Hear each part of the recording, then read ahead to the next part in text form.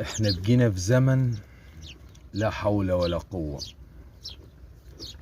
يعني الراجل يموت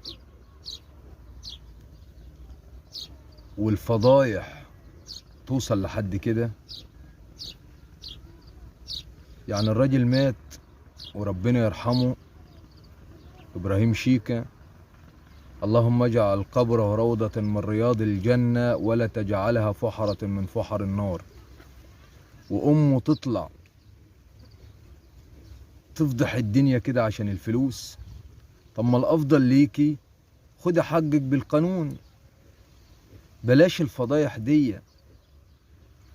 يعني الإنسان يموت والمفروض إن ربنا بيستره، فتفضحوه انتوا ليه؟ وكل راجل مش مظبوط يطلع يتصور مع عم إبراهيم شيكة أو مع زوجته يبقى راجل مش مظبوط، لأن دي فضايح.